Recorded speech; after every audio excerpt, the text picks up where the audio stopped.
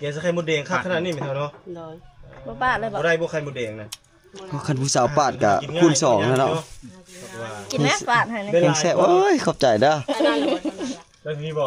ว่าอยู่ป่ายังหลายอยู่บ่ บ่ได้ไปหาไป สบายดีพี่น้องเมื่อทุกคนตอนนี้เราอยู่ที่บ้านซอกเนาะแขวงขมวนอันนี้เราเดินทางมาวัดอันแบบนี้นะเราไม่ได้เห็นโดดเลยนะทุกคนเลยวัดมันเป็นแบบวิถีชีวิตเลยนะวัดแบบดั้งเดิมแต่เฮายังน้อยนี่เป็นบ่อนที่พระเจ้าวันตีกองครูบา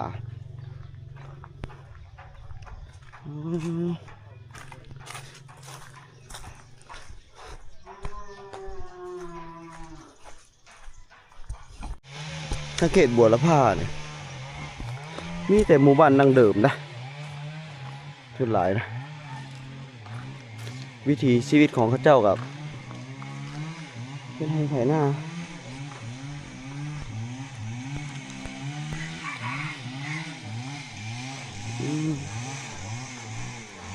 รู้ว่าจะติดคกถึงที่ โคกจนเหียนเนาะ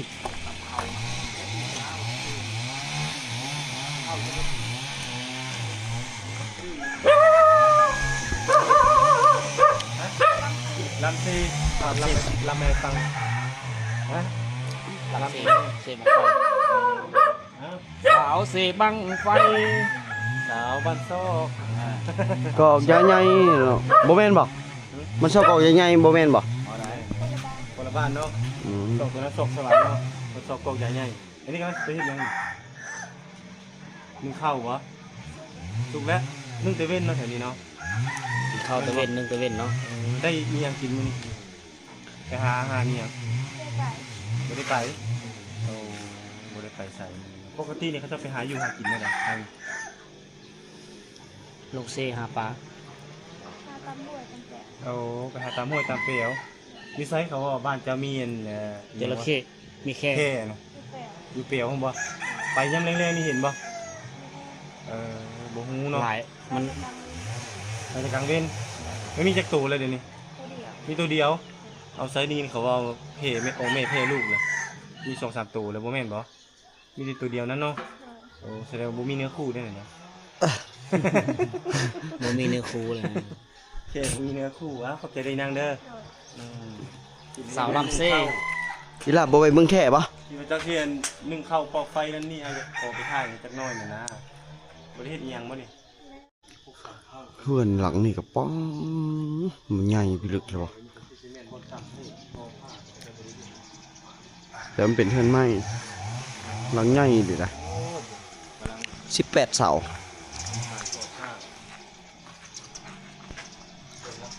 โคกเขานี่บ่ได้ตำข้าวเลยทุกคน แต่ว่าเขาเจ้าสิตำแป้งเหล้าตำแป้งเหล้าเพื่อเอาเฮ็ดเหล้า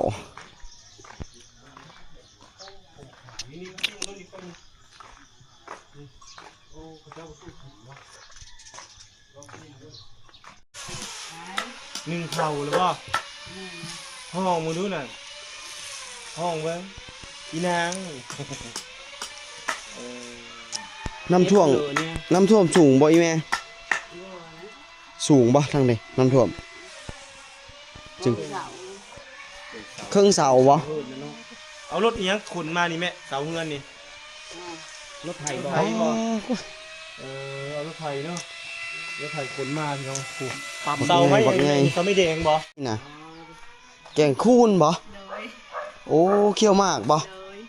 สบายดีเท่า เขี้ยวมากอย่างนี้เนาะผู้หญิงผู้ชายก็แควเออ แกงคูนได้นี่ หมู่ครูมรินทร์เขาเอาชูเดียวแควแล้วเนาะ แม่ข่อยเราจมเจ็บแขวตลอดแต่ว่าเราหย่ำไม้นี่มุ่นได้ มุนมดเลย แม่ข่อยนะ ปอกก็เจ็บคือกัน เจ็บแต่ว่าเฮามักเนาะ มากเลย มัก จะไปบ้าน โดยของมักเนาะแข่งทำไดก็ย่าเนาะ โอ้ ตุกนี้มาใช่ปะฮะมาก็ไปเอาอันน้ำประเดะ โอ้โหวิถีชีวิตคักเนาะแถวนี้คัก อันนี้คือเป็นหาดประเทศแล้ว อ๋อเหือนเนาะเหือนหลังบักใหญ่เนาะจักเสาอันนี้นะ ดีพระเท่าเฮ็ดเพียง 5 6 7 8 9 10 11 12 13 14 15 17 18 19เสาป้าเหือน ร้านเช้าจะบ่นี่งามเนาะร้านเช้า หากเฮ็ดดองบ่นี่นะคือกระดูกเต็มเนี่ยควายตายโอ้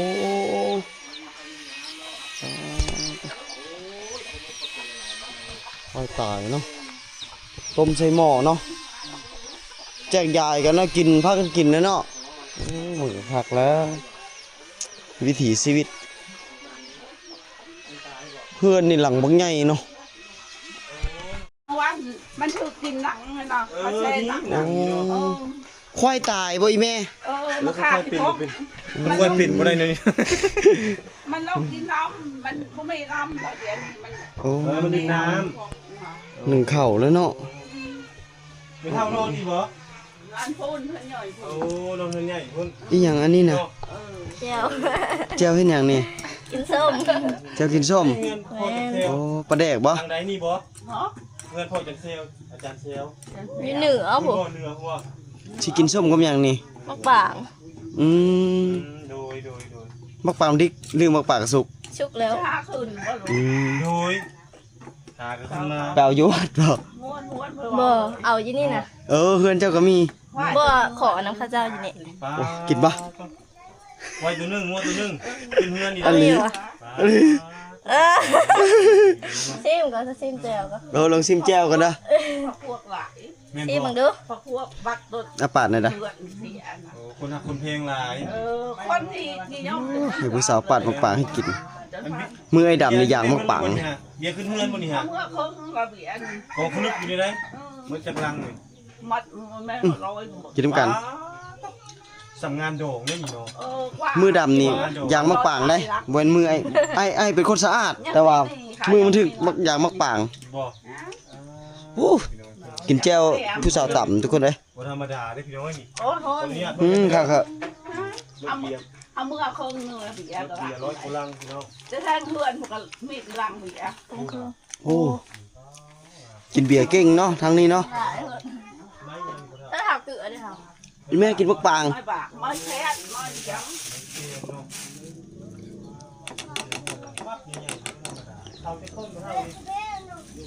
ใช่ปะ เอาเนี่ย นับได้ดีบ่ ไอ้เป็นหลักอายุวัด นะ บาปนำกันเฮาเนาะ พ่อเองเนาะ กินนำกันบาปนำกันแล้วบ่บาปแล้วเนาะ ไปกินที่ภูมันฮ้อนทดมะปางกินแต่เพื่อนพวก โอ้ในนั้นบ่ แม่น โอ้ ไปกินเยอะเพื่อน ยังประตูเนาะ ยังไงนะ แล้วเหรอบ่ แล้วอะไร นี่ครับไปกินได้มั้ยนี่ กินเพื่อนพอได้ กินที่เฮือนเนาะไปนี่สาเหตุที่ได้เฮามาเนาะกินเจียวกับร้านสาวเจ้ากันเด้อ ได้เลยบอกมะปาง โดนได้แล้วบ่ ลักอยู่วัด 2-3 หน่วย เล็กฟังรักเยอะ ลักอยู่วัด ไปปางกันเด้อสวัสดีเด้อโอ้หางขึ้นเลยเฮือนนี่เนาะนี่จะไม่เด้พักพี่น้อง แจ่วแซ่บอยู่ผู้สาวตำแจ่วอู้แซ่บอีหลีเลยเฮานี่บาปนำกันแล้วลักอยู่วัด ขอเลยได้ ขอแล้วบ่เฮาบ่ได้ขอนะเฮาได้ ขอในใจได้ ขอในใจ เอาแล้วเด้อเท่านี้บ่ ขึ้นทางใดนี่ ขึ้นทางใดโอ้ ต้มน้ำกินมั้งนี่โอ้สลายทีนี้เขาจะต้มน้ำกินเนาะฮะโอ้ยหกกระยาเขาเนี่ยใจคนสะอาดกับพอละ อืม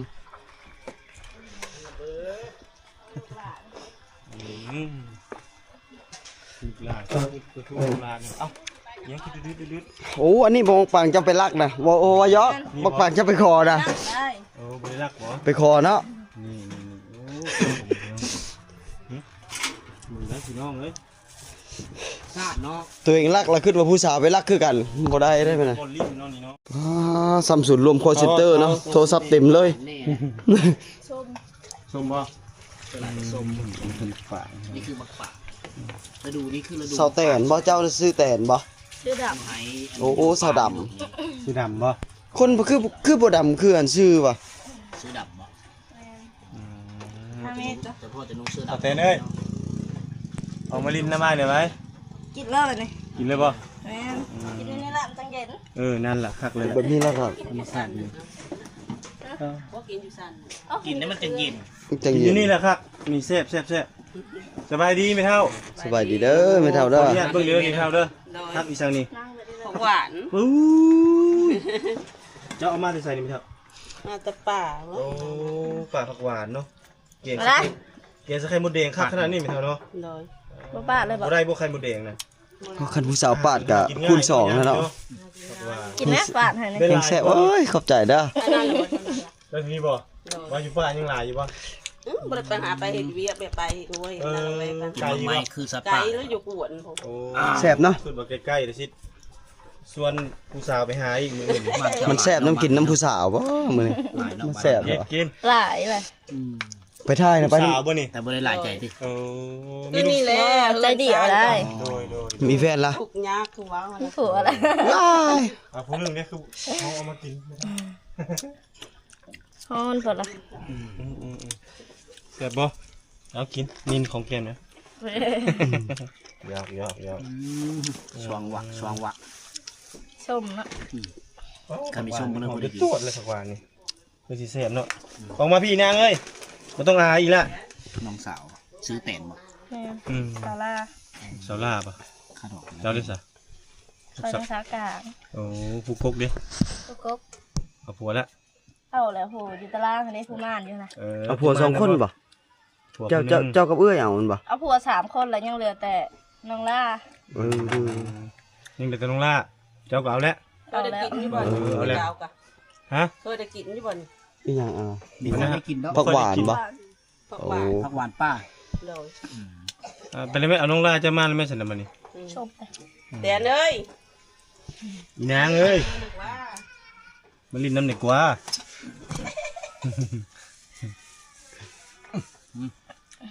ผู้สาวจะขี้อายเนาะ ใช่ล่ะ เบิ่งทีมงานเฮา มา หากระมามื้อนี้วะ หวานนี่ เอาบ้านนี้แซ่บเนาะพอดีกิน คืนนี้แหละเฮือนซานแม่ก็คืนนี้ล่ะ โอ้ยแม่เอ้ยสุดแล้วนี่คักแล้ว มักบรรยากาศไหม แม่แม่ บรรยากาศหมู่บ้านโอ้สุดยอดเฮ็ดอะไรหรือเปล่าเนี่ย เออ เมื่อกี้ยังเห็น เฮ็ดอะไรเฮ็ด ข้าวดำ ภาษาบรูว่าจ่าลึก จาลึกเนาะ ข้าวจะหาน้ำนายเด้เขา มักป่างนี่คือมะม่วงเนาะคล้ายๆกันเนาะ มีคือนะ เฮ้ยหมกเปล่าผมก็บ่คือเลยเนาะ ถ้าว่าไอ้น้องกันนะวะ บ่ ก็เลยกูมา คนตระกูลเลย มาหาน้ำก่อน มีหาระยะทาง เอาน้ำเย็นก่อน บ่น้องสาวเจ้ามาได้เด้อ เอาให้เนาะ เด้อน้องดำเด้อขอบใจเด้อ ได้บ่ได้ดอกเอาแกะธงแกะ จะร้องให้ ไม่อยากได้บันได ใบไว้ฟ้าวลงจนได้เขาเจ้าสิว่าบ่ให้เด้อ เอิ้น จะปีนความบ่ได้เด้อนี่ ได้ไม่ได้ เอาใส่เอายอกอยู่ซื่อเด้อ เอาขอบใจในแม่เด้อ โอ้ เด้อขอบใจในน้องดำเด้อ คนลาวคนมีน้ำใจพี่น้องเว้ยนี่น้ำใจนี่เป็นสิ่งสุดยอดเลย มาเป็นคนกินปลามา กิ กิ นมักป่างเจ็บท้อง อยู่แถวดัน อยู่ดีนี่ โอ้สมัยบ่สวรรค์ ที่สวรรค์นู่นน่ะ แม่นโดนได้มาถึงไอ้มาเทื่อทำอีได้นี่ก็สิได้มาดูอยู่บัดนี้เด้อขอบใจเด้อตำแจ่วมักป่างให้กินอีกโอ้ยขอบใจได้แม่เด้อ โดย ทั้งไม่ดาทั้งอันผักหวานโอ้ไปใส่ติดมือหั่นแต่ไปทั้งนั้นปติดเหล้าได้ป่ะนี่เย็นเหล้าไอ้ผู้ระบบเมาบาดนี่คนลาวคนมีน้ำใจทุกคนเอ้ยนี่แหละไปมาหาสู่มันเป็นวิถีชีวิตของพวกเฮามันเป็นเรื่องธรรมดาทุกคนเอ้ยมันนี่นะไป ไปเพื่อนใส่เว้านำผู้นั้นผู้นี้ได้ เดี๋ยวยังรอไป เกลือไก่บ่เกลือไก่บ่โอ้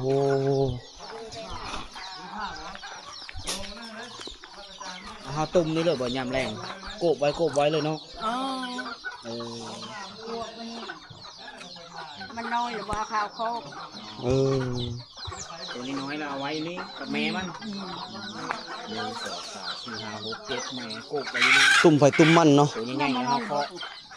มันเขานอนนี่บ่อีแม่ อ้อยบำบ่ย่อยเนาะมาแล้วยังสิมาข้าวอันเดียวนี่แหละ อืม ข้าชาโป้งสิป่าชอชาโป้งบ่มด เออ มันบ่แม่นคนรอมแล้วก็ย่างมันก็ชามีอันนี้ก็ยังตายไปนะทุกมื้อนั่นน่ะ เออนั่นอีแม่เนาะโดย มื้อมีอันเลี้ยงเท่านี้บ่คุณเลี้ยงหมูก็บ่ได้ เนาะ เลี้ยงปลาให้เลี้ยงตาย บ้านดั้งบ้านเดิมเลยเนาะเบิกต้นไม้ปังแง่เนาะ โอ้บอลตะโกตะกี้อันนี้พุ่นล่ะ ต้นไม้ต้นอย่างนี้อีแม่ก็เห็นตั้งแต่เกิดมาก็เห็นเลยบ่ต้นไม้ เลยแม่ออกเฮือน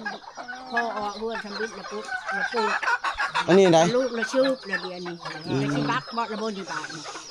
บักหลายต้นน่ะ จักปีละต้นนี่นะคิดว่า ปลาตัวบุอายุคอยนี่ก็เกิดน้ำล้างมันก็ยัง50-60ล่ะบ่แม่นน้อยดีดอกได้อายุคอยนี่ได้ เนาะ เออ โอ้ ชอบชงข้ามมันนี่จะช้อนเช้าแล้วนะ โอ้จะสมัยสงครามตอนเช้าด้วยเนาะ ไม่พอดอมได้ เนาะต้นมะขามนี่ปก้อนแล้วอีกได้ แต่ก่อนนี้ ธรรมดา ฮะ พ่อแม่ออกสมิท นี่ โถ่ เนาะแล้วเนาะต้นมะขามต้นเนี่ย แม่ว่าหันเราได้ลูก3คนออก โอ้เนาะ มันน่าหน่อยได้กบขามันนะ มันนั่นไงเนาะ มันบุคือกับแนวอื่นนะ แม่นก็ยังว่าอยู่ต้นสำนี่บ่เป็นธรรมดาได้อีแม่เอ้ยอายุมันน่ะเด้อแม่เด้อเดี๋ยวไปหาเลาะทั้งพุ่นก่อนบ่เป็นธรรมดาได้เบื้องต้นคือน้อยๆน่ะว้าเหล่าเขาเอ้ย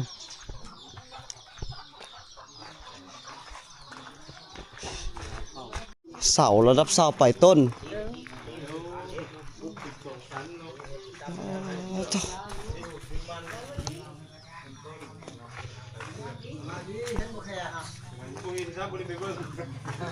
มันมืดก่อน มันมืดคือสิอยู่ไกลเนาะพอดีเนาะ อีหยังอันนั้นน่ะ คุณไปใช่พัก เอ้าขึ้นบอกมันเกือบเป็ด มาแล้ว เออ คนที่เป็ดที่ใกล้คัก กิเป็ดกิไก่มันก็คักแล้วนี่นะ แล้วงามเนาะ พักนี่งามสะอ่อนแต่ไม่ดีแต่ทุกคนไม่หลายกระปูดไหมเลยทุกคนป้า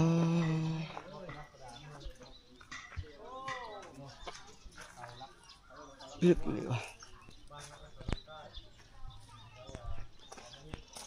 งามเนาะกระปูดมัน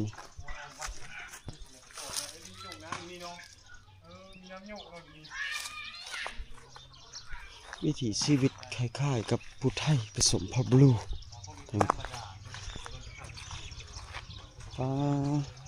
น้ำร่วมเลยเนาะเออ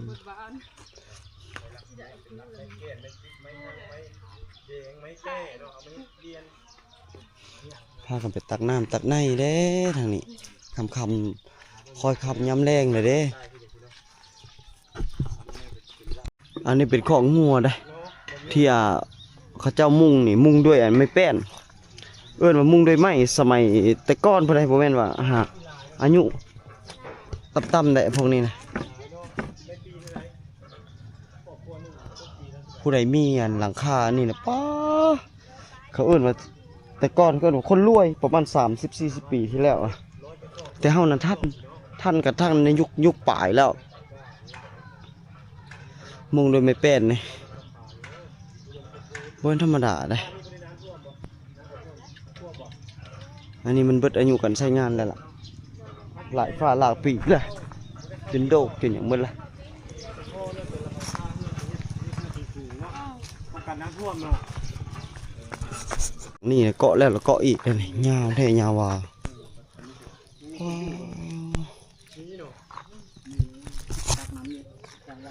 เพื่อนสมัยอันนั้นพูดได้นี่ไร อนดังเดิมนี่แหละ เพื่อนดังเดิมอะ จริงเอ็ดเลยรู้แล้ว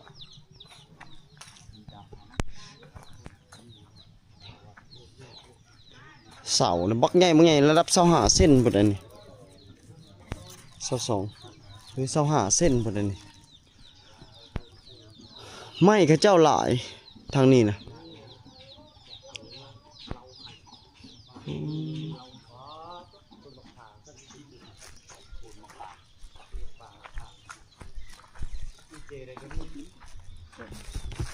ลูกหลานเป็นป้าโย่ลูกเต้ ป้าตอเราเข้าซ้ำเฮือน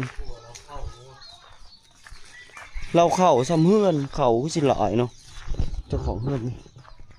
ลึกบ่ทั่วอีกทาง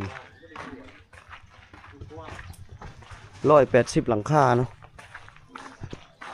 เฮือนหลังเฮือนเนี่ยไปเจใดมีแต่เฮ็ดเฮือนใหม่เนาะ เป็นไม้อย่างเดียวกันต้นดินไม่ค่อยได้เห็นก็ไม่ค่อยเห็น ขวานอ้าวขวานถากไม้แต่อันนี้นะตัดไม้ตัดตอกเขาเจ้าใส่อันนี้แหละเมื่อก่อนนี่ขวานพอเขาก็ใส่อันนี้แหละปักตัดเข้าไปว่าทำคักเองอีกทางนี้มึงบัวละผ้าเขียนคำม่วนโอ้หนักกึกได้ฮะ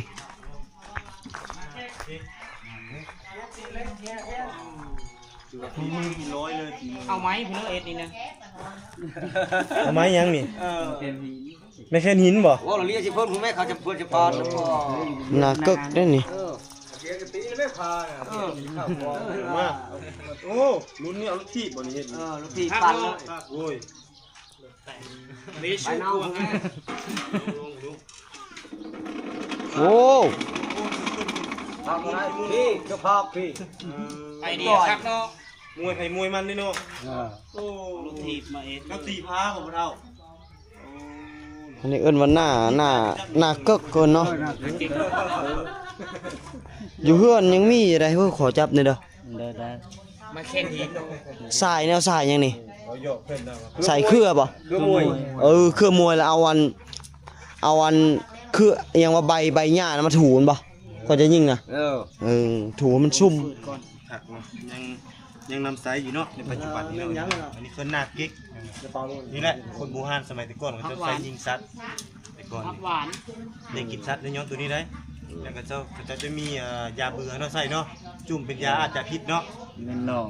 น้องเนาะใส่เนาะ น้องอันนั้นฮะ เขาเอิ้นว่า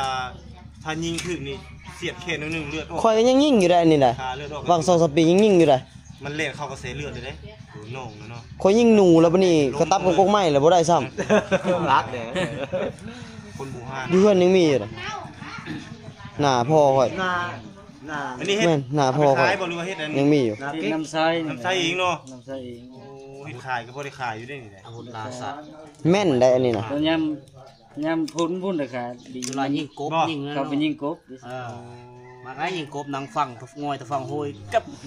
แล้ววันนี้นะบอลใช้สายแล้วหรอบ่ ประมาณละ ถ้าขายได้ราคาเท่าไหร่ซ้ำนี่ เส้น ไป ปลาย สองเซนพอแล้ว เออยังมีอยู่บ่ค่อยอยากได้อันหนึง อันเดียวนี่ อันเดียวนี่แหละ เรา เรา ขายซะค่ะกระเทินเลยวะ ก็กำบ้างแล้วอันเดียวนี่แหละ อยากได้อยู่ได้ อะไรอันชิ้นนั้นเนาะคนก็อยากได้คือกันข่อยก็ได้ อาวุธลาสัตว์อันนี้คนบูฮานเขาตะกี้ เอาเรื่องนี้ไปตัดเป็นทางอากินแล้ว กายตัด ของข่อยน่ะมีอยู่แต่ว่าของพ่อข่อยประมาณอายุประมาณ30ปลายปีหน้านะ อันนี้ละไหมยัง ยังอยู่ เป็นเช่นหิน ตัวนี้เด้ ไม่แดง โอ้ผสมกันเนาะเอาลูกผสมเลยไม่เช่นหินไม่นั่นไม่แดงคือมีอันเดียวเขามีสองอันนี้ค่อยก็อยากได้คือกันแล้วนี่ ขายให้เขาเสีย ยิง เฮ้ย ทางดอกข่อยนะไปไปย้องสั่นแล้ว ข่อยยิงเป็นอยู่ได้พวกนี้นะใส่เป็นข่อยยิงตลอด มาขอบใจหลายๆเด้อ แม่นได้พวกนี้นะเห็นว่าแนวนี้นะ จับเอาได้นะจับเอา ว่าตัวนี้กำลังจะเอาป่าได้นี่